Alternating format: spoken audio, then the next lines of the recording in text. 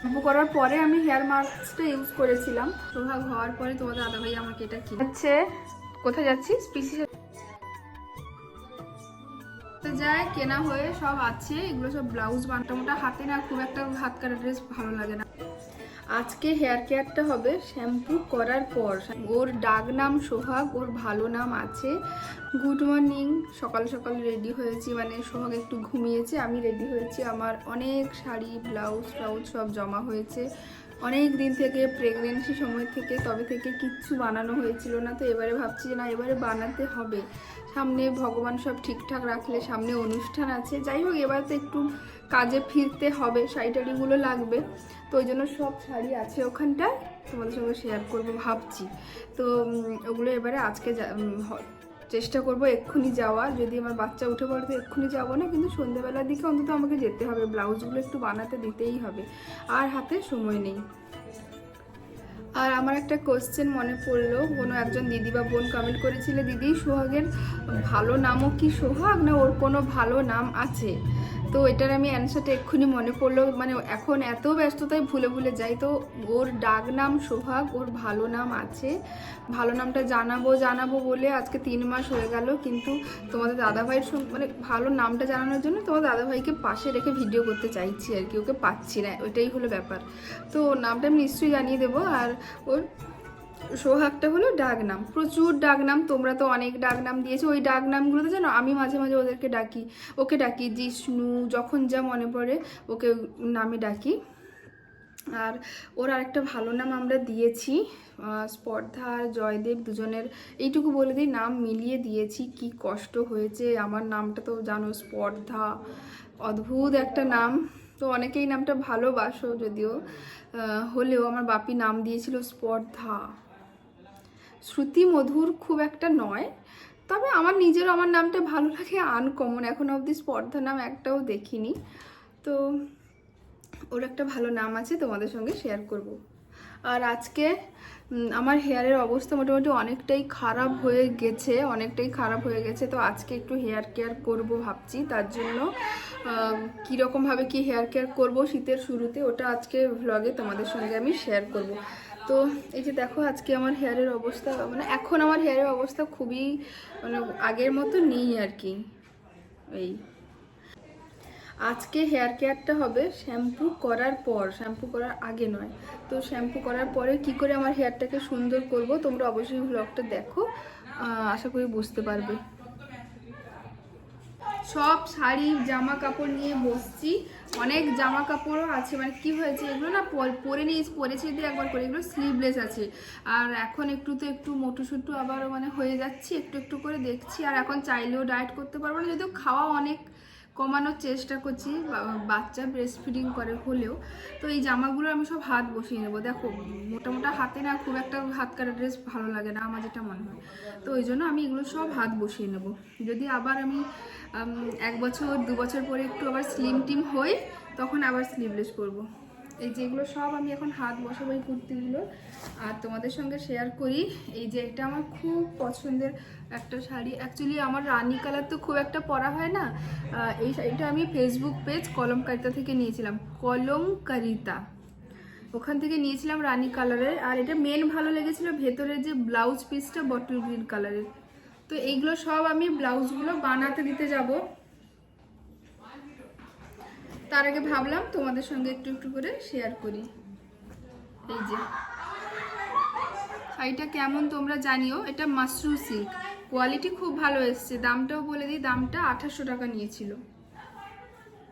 সামনে অনুষ্ঠান আছে, মানে ভগবান সব ঠিকঠাক রাখলে তোমাদের সোহাগ বাবার তো অনুষ্ঠান একটা করতে হবে, তখন পরবো। কখন পরবো কি পরবো এখনো ভাবিনি, তবে এই শাড়িগুলো ব্লাউজ এবারে আমাকে বানিয়ে নিতে হবে। এই যে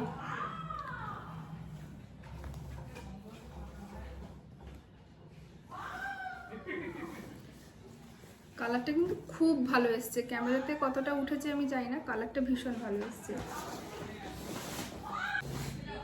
এটা তসর, যেটা তোমরা অনেকেই দেখেছো, মানে সাদে আমার ননদ আমাকে দিয়েছে তসরের শাড়ি এটা। এগুলো কোনোটাই ব্লাউজ বানানো হয়নি। আরেকটা, এটা আমার খুব স্পেশাল একটা শাড়ি, সাদা লাল। এটা তোমাদের সোহাগ হওয়ার পরে তোমাদের দাদাভাই আমাকে এটা কিনে দিয়েছিল ভালোবেসে। সাদা লাল এগুলো না পরে ভালো করে তোমাদের সঙ্গে শেয়ার করবো, এখন দেখালে পুজোর সময় মানে পরে পরবো ভেবেছি, তো এখন ওই জন্য ভালো করে একটু দেখাতে চাইছি না।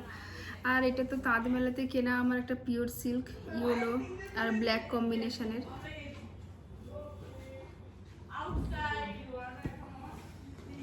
এটা একটা পিওর সিল্ক,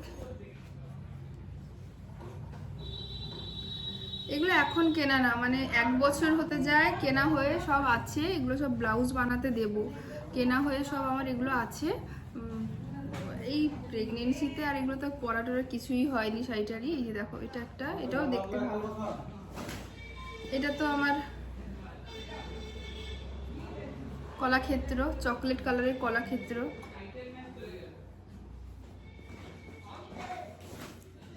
আর এটা একটা কি সিল্ক ভুলে যাচ্ছি, এই মুহূর্তে মনে পড়ছে না। এটা পিওর সিল্ক নয়, এগুলো এখন বাপ্তা সিল্ক। এগুলো সব নিয়ে আজকে আমি সন্ধ্যেবেলা যাব, মানে ভেবেছি এইবেলা যাব ভেবেছিলাম, ওই জন্য রেডি হয়েছিলাম ঠিকই, কিন্তু ভাবলাম যে না এইবেলা যাবো না, একটু এইবেলা হেয়ার কেয়ার টেয়ার করি, আজকে তোমাদের সঙ্গে ঘুমোচ্ছে এখন। তো এইগুলো নিয়ে আজকে সন্ধ্যেবেলা যাব ভেবে রেখেছি, তার মধ্যে বাকিটা পরের কথা পরে বোঝা যাবে। এর মাঝে মা আমাকে দিল এসআইআর এর ফর্মটা ফিল আপ করার জন্য, আমারটা আমি করে নিচ্ছি। কেয়ার অফ মানবেন্দ্র মণ্ডল। যারা যারা এখনো করনি তাড়াতাড়ি কাজটা কমপ্লিট করে নাও, না হলে তো জানো এর দুর্ভোগ কি হবে, কোথায় আমাদেরকে যেতে হবে।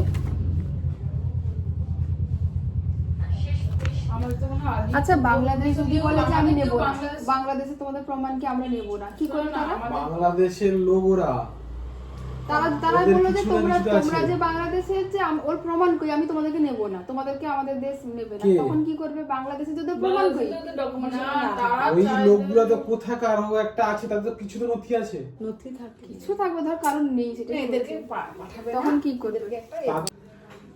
স্নান করে এসেছি, এখন শ্যাম্পু করে যেই শ্যাম্পু ইউজ করো, আমি ডাব শ্যাম্পু ইউজ করছি এখন, আমি ম্যাট্রিক্সও করি ডাবও করি, তো আমি আজকে ডাব শ্যাম্পু ইউজ করেছি। এরপরে আমি এই যে অ্যাবসোলিউট রিপেয়ার লরিয়াল প্রফেশনাল এই হেয়ার মাস্কটা ইউজ করব।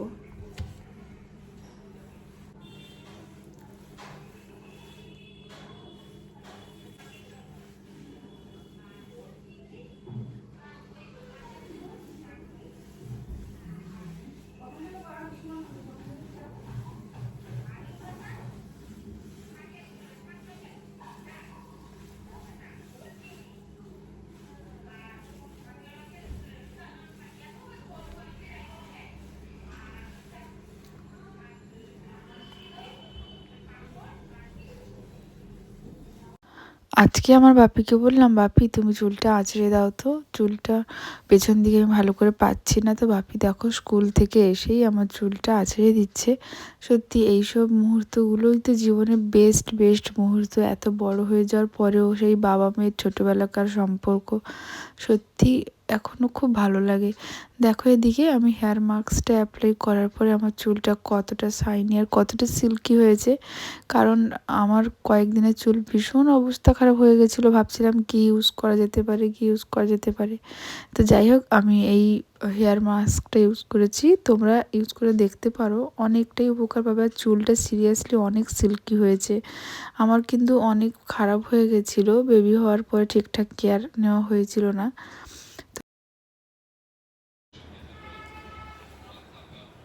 শ্যাম্পু করার পরে আমি হেয়ার মাস্কটা ইউজ করেছিলাম, আর এখন একদম চুলটা শুকিয়ে নেওয়ার পর 2 মিনিট রাখার পরে চুলটা ধুয়ে দিয়েছিলাম। তো এখন আমার হেয়ারটা দেখো কতটা চেঞ্জ হয়েছে, কতটা সিল্কি, একটুও জট নেই দেখো। সিরিয়াসলি আমি কিন্তু এটা প্রথমবার ট্রাই করলাম, ওরকম যে প্রমোশন করছি তা নয়, বাট আমার ভীষণ উপকার দিয়েছে।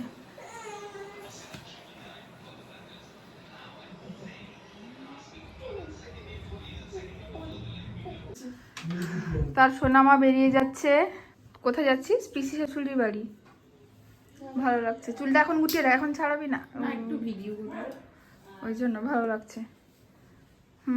ওটা এখন বেরিয়ে যাচ্ছে।